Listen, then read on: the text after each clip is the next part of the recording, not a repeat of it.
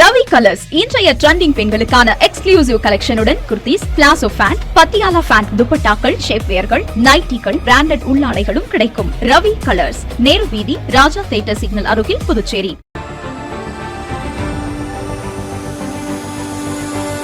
Build a 5-star career with Aditya's Institute of Hotel Management. Step into the world of hospitality. Train at Aditya's. Work across the world. Turn your passion into profession. From classrooms to global careers. Learn, lead, and succeed. Aditya's Institute of Hotel Management. Ariyangapam, Puducherry. Your passport to a global hospitality career. வணக்கம். முக்கிய செய்திகள். நாட்டின் 80வது சுதந்திர தின விழா ஏற்பாடுகள் தீவிரம்.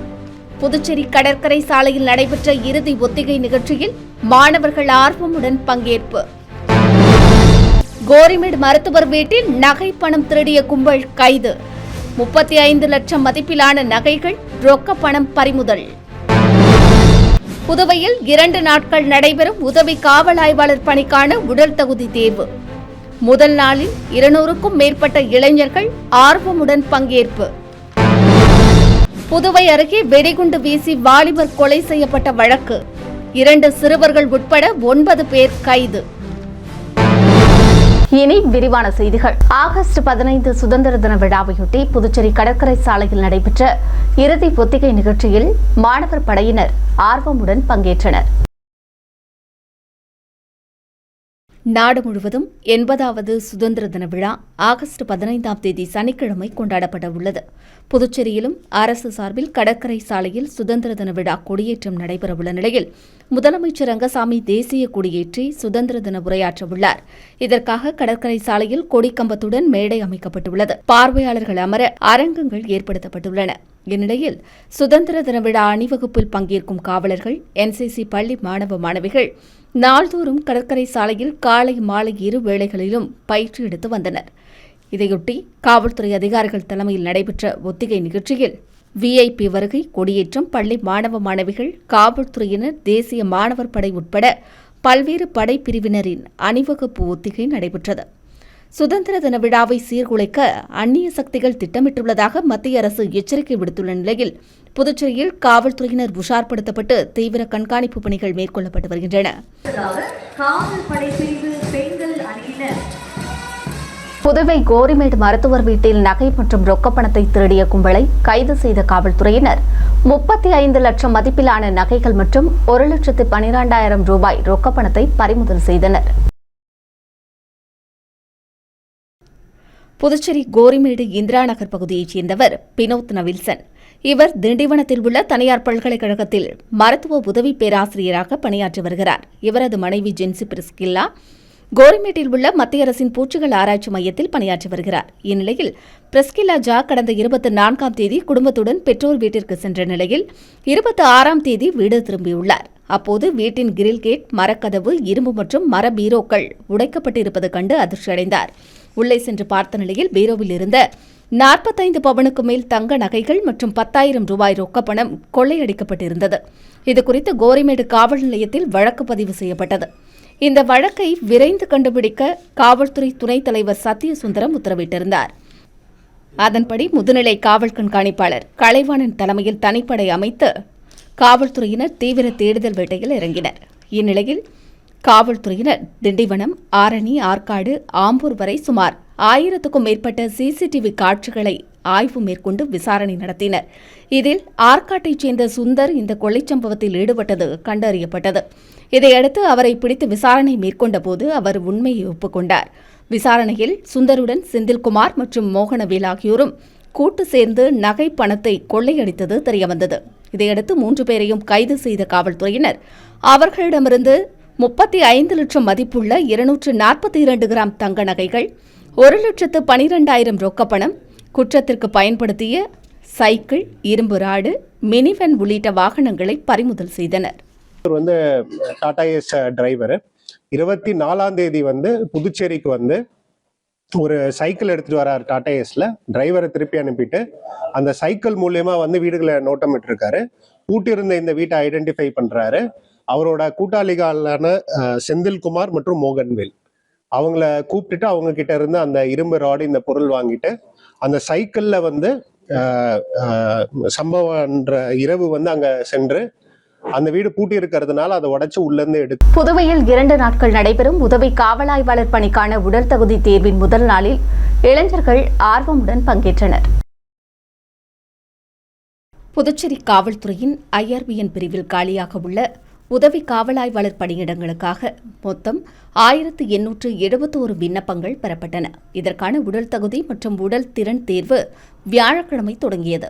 முதல் நாளில் 200க்கும் மேற்பட்ட இளைஞர்கள் ஆர்வமுடன் தேர்வில் பங்கேற்றனர். தேர்வு வெள்ளிக்கிழமையும் தொடர்ந்து நடைபெறவுள்ளது. தேர்வு நடைபெறும் வளாகத்தில் பலத்த பாதுகாப்பு ஏற்பாடுகள் மற்றும் கடுமையான கட்டுப்பாடுகள் அமல்படுத்தப்பட்டுள்ளன. தேர்வில் பங்கேற்கும் இளைஞர்களின் பாதுகாப்பை கருத்தில் கொண்டு காவல்துறையினர் விரிவான முன்னெச்சரிக்கை நடவடிக்கைகளை மேற்கொண்டுள்ளனர். மேலும் உடல் திறன் தேர்வின் போது இளைஞர்களுக்கு உடல்நலக் குறைவு அல்லது காயம் ஏற்பட்டால் உடனடியாக சிகிச்சை அளிக்கும் விதமாக முதலுதவி சிகிச்சை வசதிகளும் தேவையான மருத்துவ ஏற்பாடுகளும் செய்யப்பட்டுள்ளன. தேர்வுக்கு வந்த இளைஞர்களுக்கு உடல் தகுதி தேர்வு தொடர்பான பாதுகாப்பு மற்றும் முன்னெச்சரிக்கை அறிவுறுத்தல்களும் வழங்கப்பட்டன. தேர்வு பணிகளை காவல்துறை துணைத் தலைவர் சத்யசுந்தரம் நேரில் ஆய்வு மேற்கொண்டார். காவல் கண்காணிப்பாளர் ரங்கநாதன் தலைமையில் காவல்துறையினர் தேர்வுக்கான அனைத்து ஏற்பாடுகளையும் சிறப்பாக செய்துள்ளனர். புதுச்சேரி அருகே நாட்டு வெடிகுண்டு வீசி வாலிபர் கொலை செய்யப்பட்ட வழக்கில் 9 பேரை கைது செய்த காவல்துறையினர் ஆயுதங்களை பறிமுதல் செய்து சிறையில் அடைத்தனர். புதுச்சேரியை அடுத்த பெரிய காட்டுப்பாளையத்தைச் சேர்ந்தவர் சசிகுமார். இவர் தனது நண்பர்களுடன் ரியல் எஸ்டேட் தொழில் செய்து வந்ததாக கூறப்பட்டது. அதில் ஏற்பட்ட பிரச்சினை காரணமாக சசிகுமார் மற்றும் ராஜா ஆகியோர் தனியாக ரியல் எஸ்டேட் தொழில் செய்து வந்தனர். இந்நிலையில் கடந்த 10ஆம் தேதி காலை பெரிய காட்டுப்பாளையம் அடுத்த ரெங்காராட்டிப்பாளையம் கிராமத்தில் ராஜா வீட்டின் அருகே சசிகுமார் மற்றும் ராஜாவும் காரை கழுவிக் கொண்டிருந்த நிலையில் அங்கு வந்த மர்ம கும்பல் 2 நாட்டு வெடிகுண்டுகளை வீசியது. அது சுவற்றில் மோதி வெடித்த நிலையில் சுதாரித்துக் கொண்ட சசிகுமார் மற்றும் ராஜா இருவரும் வெவ்வேறு திசைகளில் ஓடி தப்பிக்க முயன்றனர். அதில் வயல் வழியாக ஓடிய சசிகுமாரை மர்ம கும்பல் விரட்டி சென்று வீச்சருவாளால் தாக்கி படுகொலை செய்தது. இதுகுறித்து ரெட்டிச்சாவடி காவல்துறையினர் வழக்கு பதிவு செய்து தனிப்படை அமைத்து தீவிர விசாரணை மேற்கொண்டு வந்தனர். அதில் புதுச்சேரியை சேர்ந்த கூலிப்படை இந்த கொலையை செய்தது அம்பலமானது. அதன்படி ரங்காட்டிப்பாளையம் பெருமாள், கண்டாக்டர் தோட்டம் வின்சென்ட்ராஜ், கோவிந்தசாலை பகுதியைச் சேர்ந்த துளசிமணி, மடவுப்பேட் பகுதியைச் சேர்ந்த அரவிந்த் மற்றும் ஜீவாநகரைச் சேர்ந்த 17 வயது சிறுவன் மற்றும் 15 வயது சிறுவன் உள்ளிட்ட 9 பேர் கொலை செய்தது தெரியவந்தது. இதையடுத்து 9 பேரையும் கைது செய்த காவல்துறையினர் அவர்களிடமிருந்த 4 வீச்சர்வாள்கள், 6 செல்போன்கள் மற்றும் 4 இருசக்கர வாகனங்களை பறிமுதல் செய்தனர். தொடர்ந்து கைது செய்யப்பட்ட 9 பேரையும் நீதிமன்றத்தில் ஆஜர்படுத்தி 7 பேரை கடலூர் மத்திய சிறையில் அடைத்த நிலையில் சிறுவர்கள் 2 கூர்நோக்கு இல்லத்தில் ஒப்படைத்தனர். வில்லியனூர் திருக்காமேஸ்வரர் கோவில் ஆடிப்பூர தேரோட்ட விழாவில் அமைச்சர் நமச்சிவாயம் கலந்து கொண்டு தேரை வடம் பிடித்து இழுத்து வழிபாடு செய்தார். புதுச்சேரி வில்லியனூர் அருள்மிகு கோகிலாம்பிகை உடனுரை திருக்காமேஸ்வரர் திருக்கோவில் ஆடிப்பூர தேர் திருவிழா கடந்த 5ஆம் தேதி கொடியேற்றத்துடன் தொடங்கியது. தொடர்ந்து நாள்தோறும் காலை, இரவு என 2 வேளைகளிலும் அம்மன் வீதி உலா நடைபெற்ற நிலையில் விழாவின் முக்கிய நிகழ்ச்சியான ஆடிப்பூர தேர் திருவிழா விமர்சையாக நடைபெற்றது. இதில் சுவாமிக்கு சிறப்பு அலங்காரம் மற்றும் பூஜைகள் செய்யப்பட்டு திருத்தேரில் வைக்கப்பட்டு தீபாராதனை காண்பிக்கப்பட்டது. சிறப்பு விருந்தினர்களாக அமைச்சர் நமச்சிவாயம், சட்டமன்ற உறுப்பினர்கள் ரவிக்குமார், கார்த்திகேயன் உள்ளிட்டோர் கலந்து கொண்டு தேரை வடம் பிடித்து இழுத்து வழிபாடு செய்தனர். இதில் ஏராளமான பக்தர்கள் கலந்து கொண்டு தேரை வடம் பிடித்து இழுத்து சுவாமி தரிசனம் செய்தனர். தேர் திருவிழாவிற்கான அனைத்து ஏற்பாடுகளையும் இந்து சமய ஆணையர் குமரன், கோவில் நிர்வாக அலுவலர்கள், உபயதாரர்கள் மற்றும் சிவனடியார்கள், ஊர் பொதுமக்கள் என அனைத்து தரப்பினரும் சிறப்பாக செய்திருந்தனர். புதுச்சேரியில் துணை பேராசிரியர்களுக்கு பதவி உயர்வு வழங்க வேண்டும் உள்ளிட்ட கோரிக்கைகளை வலியுறுத்தி தமிழ் உரிமை இயக்கத்தினர் ஆர்ப்பாட்டத்தில் ஈடுபட்டனர். புதுச்சேரியில் கல்லூரிகளில் பணியாற்றி வரும் துணை பேராசிரியர்களுக்கு கடந்த 15 ஆண்டுகளாக வழங்கப்படாமல் உள்ள பதவி உயர்வை உடனடியாக வழங்க வேண்டும் உள்ளிட்ட பல்வேறு கோரிக்கைகளை வலியுறுத்தி தமிழ் உரிமை இயக்கம் சார்பில் கண்டன ஆர்ப்பாட்டம் நடைபெற்றது. புதுவை அண்ணா சிலை அருகே நடைபெற்ற ஆர்ப்பாட்டத்தில் துணை பேராசிரியர்களுக்கு உடனடியாக பதவி உயர்வு வழங்கிட வேண்டும், தகுதியான இணை பேராசிரியர் மற்றும் பேராசிரியர் பணியிடங்களை நிரப்பிட வேண்டும் என வலியுறுத்தப்பட்டது. மேலும் துணை பேராசிரியர்களின் பதவி உயர்வு தொடர்பாக பல்கலைக்கழக மானியக் குழுவின் விதிமுறைகளுக்கு முரணாக புதுச்சேரி அரசு வெளியிட்டுள்ள அரசாணையை உடனடியாக திரும்பப் பெற வேண்டும் என்றும் வலியுறுத்தப்பட்டது. மத்திய அரசின் புதிய கல்விக் கொள்கையை கைவிட வேண்டும், புதுச்சேரி பள்ளி மாணவர்களின் எதிர்காலத்தை பாதிக்கும் சிபிஎஸ்இ பாடத்திட்டத்தை கைவிட வேண்டும், அரசு பள்ளிகளில் தமிழ் மொழியை பயிற்று மொழியாக்க வேண்டும், புதுச்சேரிக்கென தனி கல்வி வாரியம் அமைக்க வேண்டும் உள்ளிட்ட கோரிக்கைகளும் வலியுறுத்தப்பட்டன. அரசு பள்ளிகளில் பயிலும் மாணவர்களுக்கு உயர்கல்வி மற்றும் அரசு வேலைவாய்ப்புகளில் முன்னுரிமை வழங்க வேண்டும் என்றும் ஆர்ப்பாட்டத்தில் கோஷங்கள் எழுப்பப்பட்டன. தமிழ் உரிமை இயக்கத் தலைவர் பாவாணன் தலைமையில் நடைபெற்ற ஆர்ப்பாட்டத்தில் சிவ வீரமணி, ஆரூர் செல்வன், கோ அழகன், மங்கையர் செல்வன் உள்ளிட்ட நிர்வாகிகள் பலர் கலந்து கொண்டு கோரிக்கைகளை வலியுறுத்தினர். தமிழ் மொழியை பயிற்று மொழியாக தட்டாஞ்சாவடி தொகுதிக்குட்பட்ட பகுதிகளில் மழை காரணமாக மின் கம்பங்கள் சேதமடைந்த நிலையில் மக்கள் சேவகரும் முன்னாள் சட்டமன்ற உறுப்பினருமான அசோக் ஆனந்த் உடனடியாக சீரமைப்பு பணிக்கான நடவடிக்கைகளை மேற்கொண்டார். புதுச்சேரி தட்டாஞ்சாவடி தொகுதிக்குட்பட்ட பல்வேறு பகுதிகளில் கனமழை மற்றும் பலத்த காற்றின் காரணமாக மரங்கள் சாய்ந்து விழுந்தன. இதனால் மின் கம்பங்கள் மற்றும் மின் வயர்கள் சேதமடைந்தன. இதன் காரணமாக அப்பகுதி மக்கள் மின் சேவை பாதிக்கப்பட்டதால் கடும் சிரமம் அடைந்தனர்.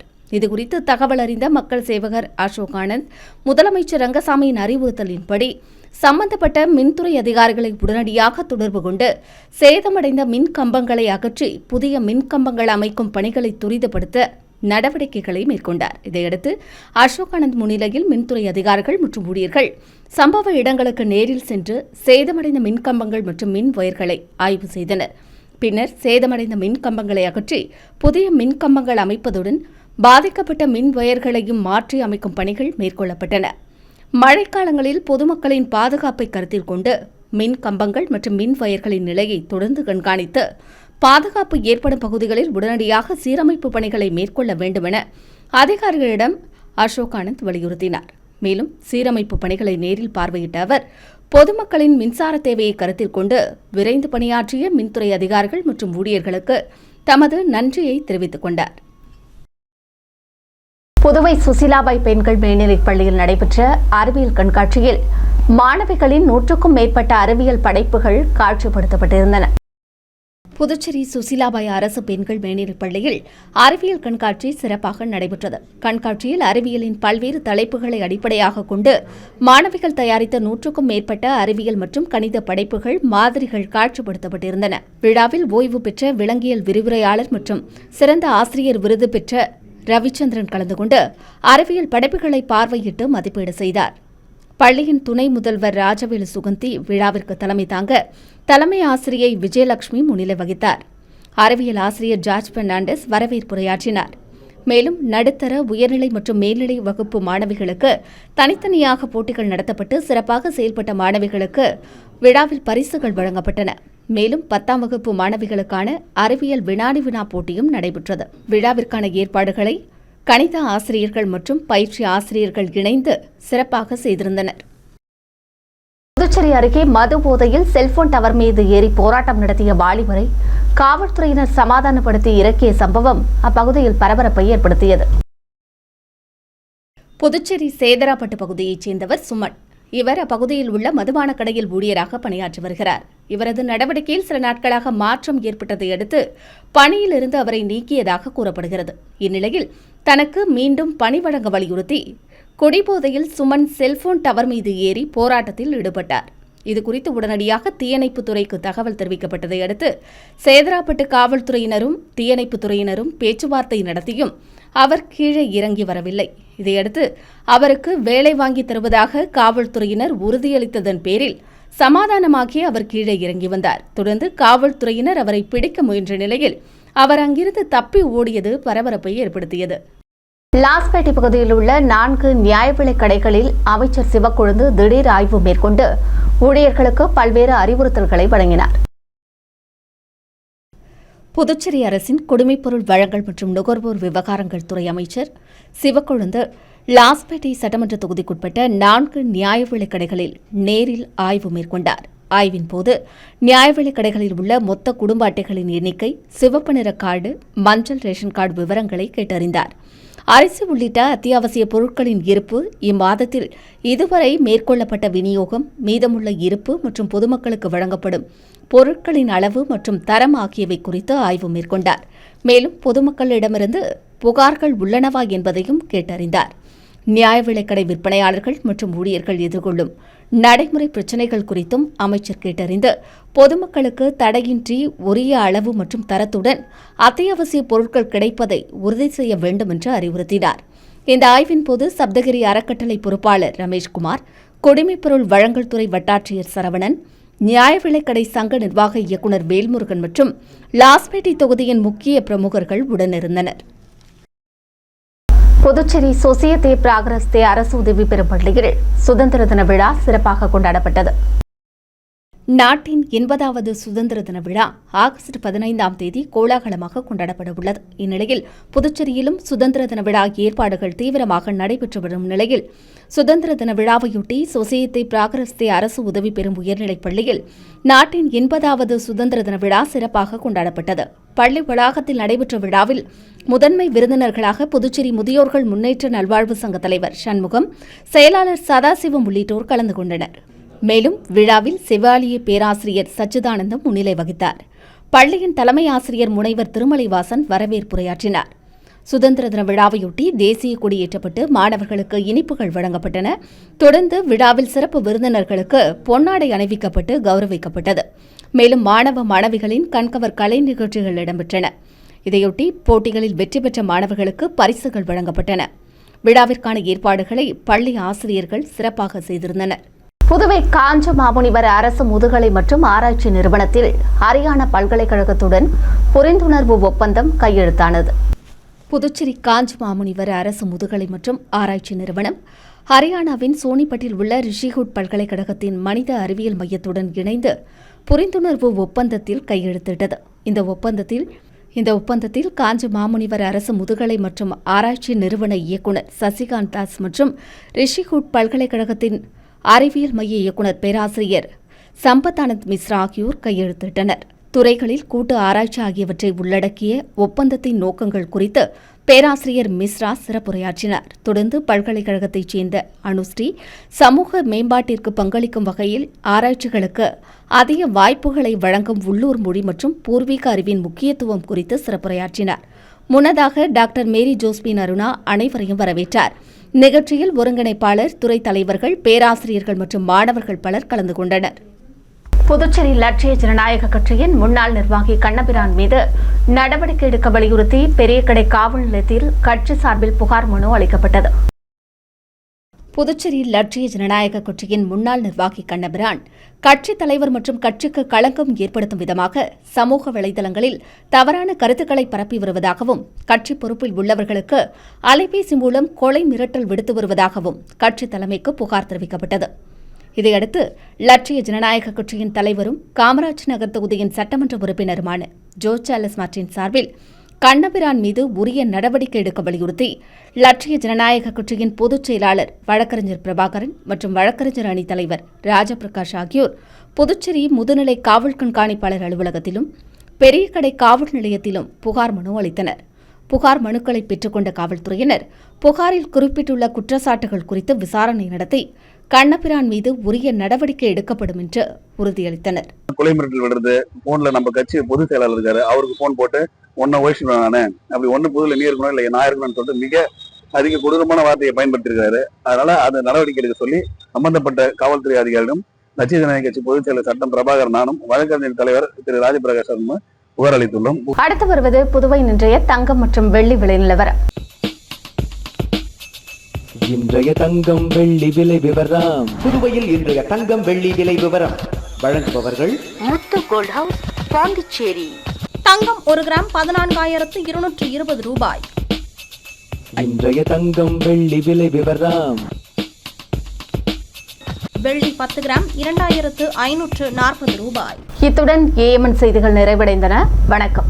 புதுச்சேரி உங்கள் ஏஎம்என் டிவி செய்திகளை யூடியூபில் உடனுக்குடன் காண ஏஎம்என் டிவி பாண்டிச்சேரி சேனலை சப்ஸ்கிரைப் செய்யுங்கள். பெல் பட்டனை மறக்காமல் கிளிக் செய்யுங்கள்.